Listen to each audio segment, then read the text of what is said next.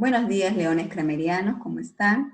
El día de hoy vamos a tocar el tema de la segunda revolución industrial. Quienes hablan es la profesora Carmen Rosa Ramos.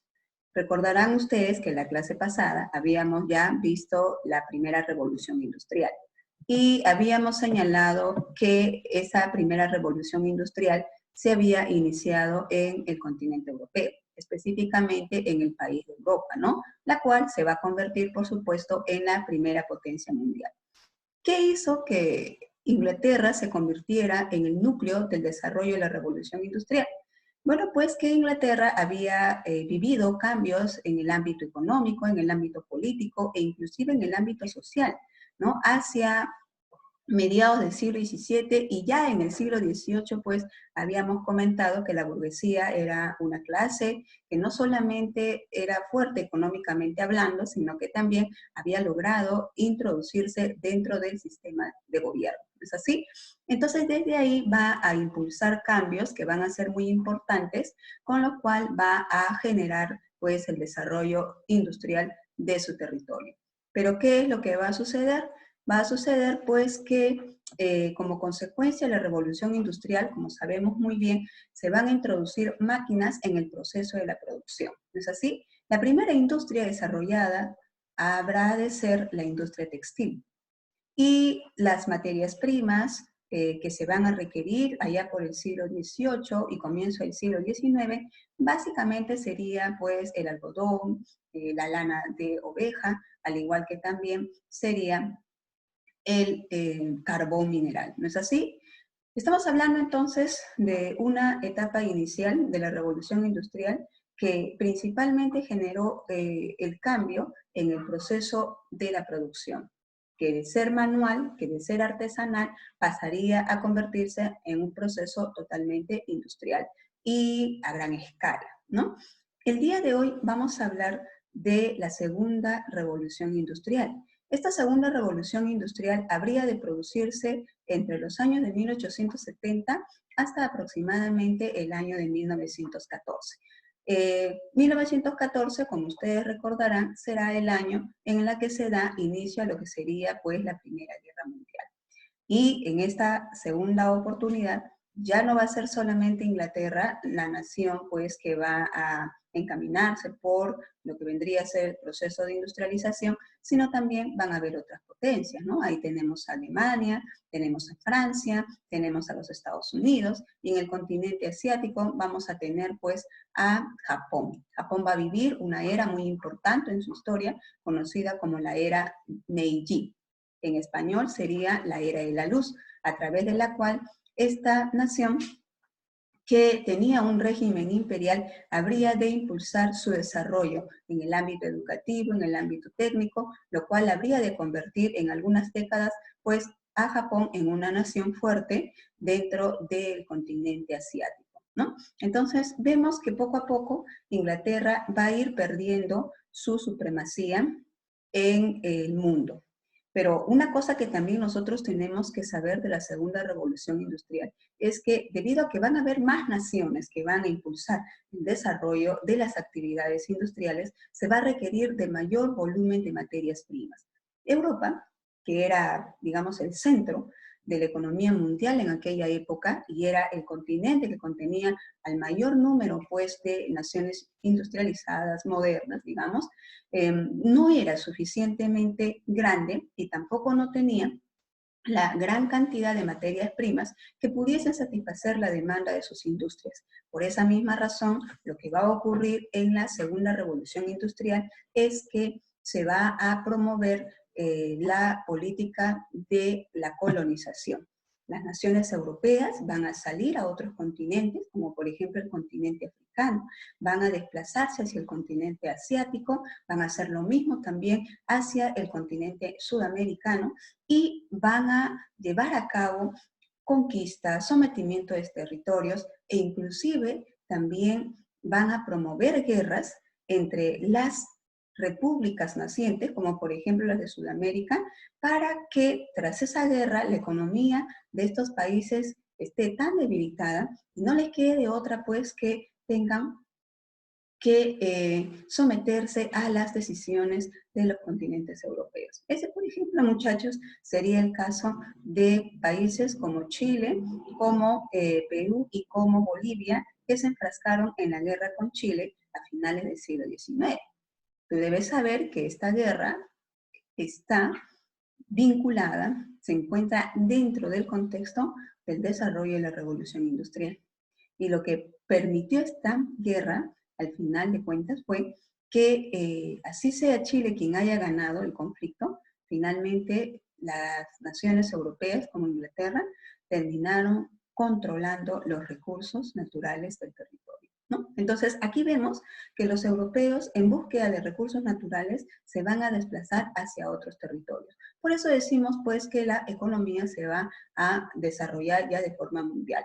Unos obviamente encabezando la economía capitalista, industrializada, y otros sirviendo pues de dependencias, de colonias, de proveedoras de materias primas para satisfacer la demanda de estas naciones industrializadas. Algo que también tenemos que saber es que, si bien es cierto que el sistema capitalista se va a consolidar con la segunda revolución industrial, va a ocurrir que va a tener, sí es cierto, etapas de auge y de predominio, pero también va a tener etapas de crisis. Por ejemplo, una de las crisis que se va a recordar sería la de 1929, conocida como el crack del 29, en la que se produjo la caída de las acciones en la Bolsa de Valores de Nueva York y que terminó afectando a gran parte de la economía mundial.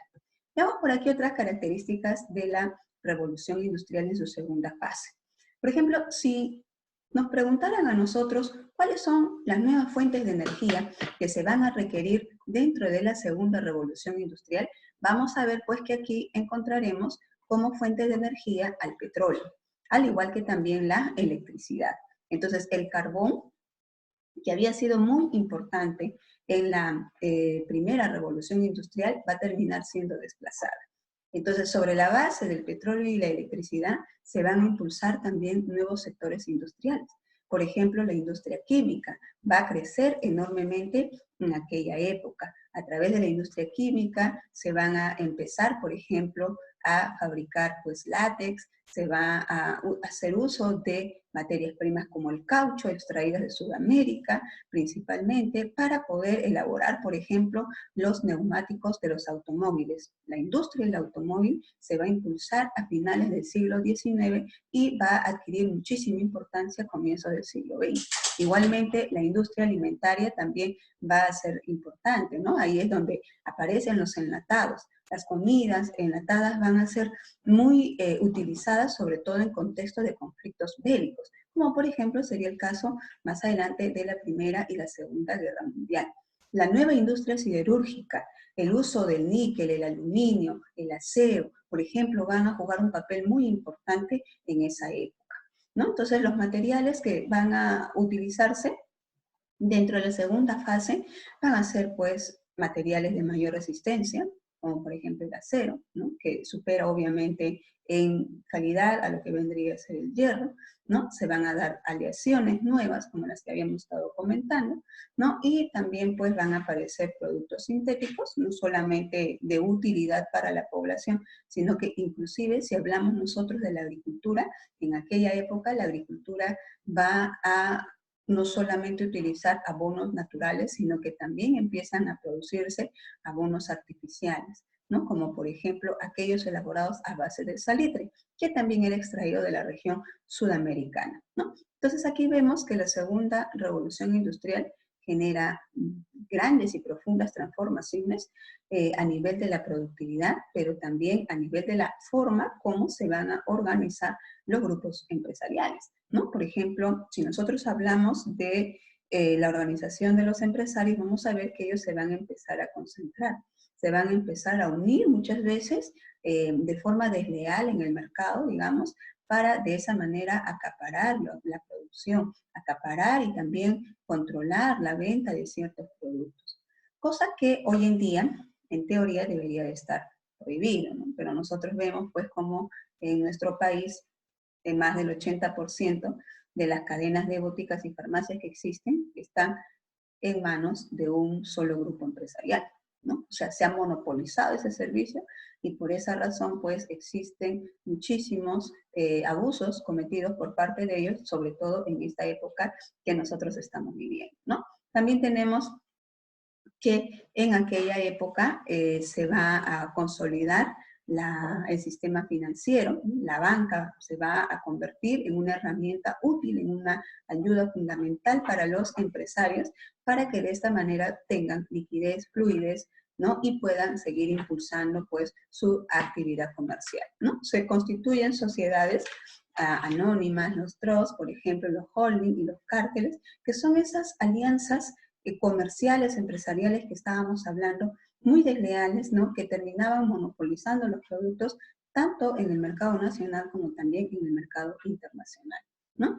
A nivel de lo que viene a ser el avance de la ciencia y la técnica, vamos a ver que en aquella época, pues, se van a llevar a cabo grandes inventos. Inventos que poco a poco van a ir revolucionando la forma de comunicación de las sociedades de ese tiempo, ¿no? Aquí vamos a ver, por ejemplo, que respecto de la forma de trabajo, de la forma de organizar la mano de obra al interior de los centros de producción, va a ser movido por dos, digamos, sistemas o tendencias, ¿no? Una de ellas vendría a ser el taylorismo y la otra sería el fordismo, ¿no? El taylorismo dice que se tienen que recortar los procesos en la producción, ¿no? Para que de esa manera el precio de los productos se reduzca. En cambio, en el caso del fordismo, plantea que se tiene que llevar a cabo un conocimiento pleno de cada fase, de cada etapa en el proceso de producción. Es decir, habla de una especialización, ¿no? En cada etapa de la producción, para que de esa manera también, pues, se generen productos de gran calidad, pero además de ello, de costos bajos que puedan permitir que todos tengan acceso a ellos, ¿no? Como por ejemplo más adelante ocurriría con los automóviles, ¿no? Años más tarde los automóviles ya no solamente van a ser pues adquiridos por familias acomodadas, por aristócratas, por grandes burgueses, sino que también van a poder ser adquiridos por los obreros, por ejemplo, ¿no? Claro, esa situación sobre todo se va a dar en el continente europeo. A nivel de lo que viene a ser las ciudades, la población, vamos a ver que la población va a crecer aún más todavía en ese tiempo. Europa, sobre todo, va a vivir una explosión demográfica, lo cual va a generar enormes oleadas migratorias, ¿no? Van a migrar cientos, miles de europeos, tanto pues franceses, austriacos, alemanes, de diferentes nacionalidades hacia el continente americano. América, entre finales del siglo XIX y comienzo del siglo XX, sobre todo América del Norte, se va a convertir en una tierra de oportunidades para estos migrantes europeos que se sentían desplazados y sin oportunidad de progreso dentro de su propio territorio, ¿no? Esa es una situación que va a marcar las nuevas características culturales, al igual que también organizativas dentro del mundo de ese tiempo. Por aquí tenemos algunos inventos importantes de finales del siglo XIX y que van a revolucionar, como dijimos, pues, los sistemas de comunicación, ¿no? Tenemos, por ejemplo, el teléfono, ¿no? Inventado por Graham Bell hacia el año 1876, el fonógrafo de Edison hacia 1877, ¿no? Al igual que ello tenemos también la radio de Marconi, de comienzo del siglo XX, el cinematógrafo, el telégrafo, los automóviles, etcétera, se van a convertir en inventos de suma importancia en ese tiempo. Respecto de lo que concierne a los obreros, pues los obreros también se van a empezar a organizar y van a también dar inicio a una serie de protestas que van a terminar con el logro, pues, de sus derechos, ¿no? El reconocimiento de la sociedad obrera con, por ejemplo, derechos como sería, pues, el de las 8 horas de trabajo. Pero eso ya va a ser un tema que vamos a ver posteriormente. Entonces, por acá, chicos, les estoy dejando unas preguntitas respecto del tema para poder complementar. Muy bien, muchachos, nos vamos a quedar aquí y nos vemos en la próxima clase. Buenos días.